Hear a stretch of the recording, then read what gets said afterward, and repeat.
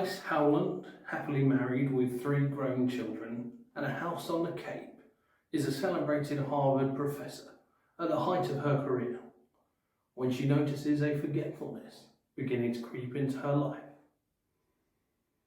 Good day, readers and listeners, and welcome to this latest episode of Tom's Rapid Reviews, where each week we take a few minutes to read out a book review written by one of our fabulous Surrey Library staff. I give a bit of background and some context surrounding the book and its author, and it's all done in the hope that you might try reading or listening to something new this week. This week's episode is actually in recognition of the Alzheimer's Society's Dementia Action Week. This is running from the 16th to the 22nd of May. As such, I'm going to be reviewing Lisa Genova's Still Alice. Still Alice is a book, later turned into a film, which follows the character of Alice Howland, a woman who, early in the book, is diagnosed with Alzheimer's, and whose life changes dramatically as a result. We follow her progress, always from her point of view, as she navigates the disease and her condition deteriorates. I read this book and did a little research around it in preparation for Dementia Action Week. And we'll go now to my review. Still Alice is an affecting book which follows a sympathetic central character as she comes to terms with and is affected by Alzheimer's disease. Alice is an intelligent, happy woman whose greatest pride is her intellect and her work as a behavioural scientist at Harvard, one of America's top universities.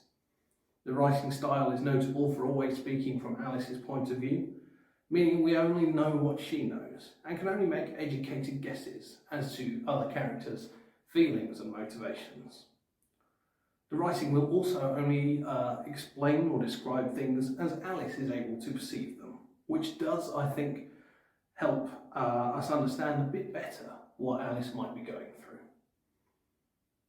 The emotional elements of the story come through strongly.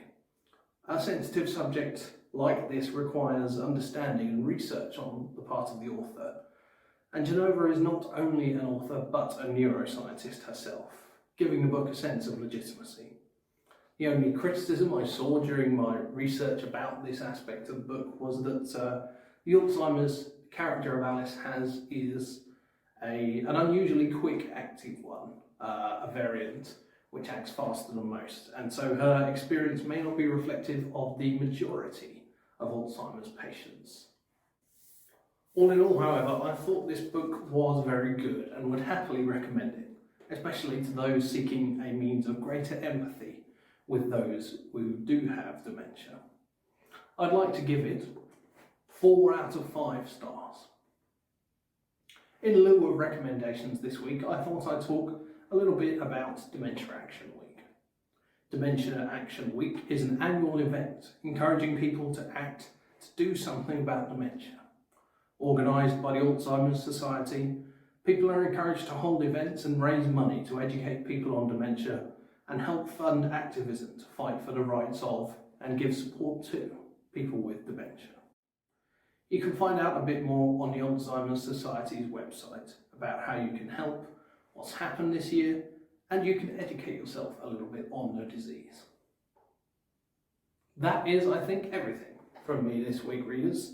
If you've enjoyed this video or found it informative, please do consider liking it and subscribing to Surrey Library's YouTube channel. For now though, stay safe, borrow books, visit the Alzheimer's Society's website, and we'll see you next time for more of Tom's Rapid Reviews.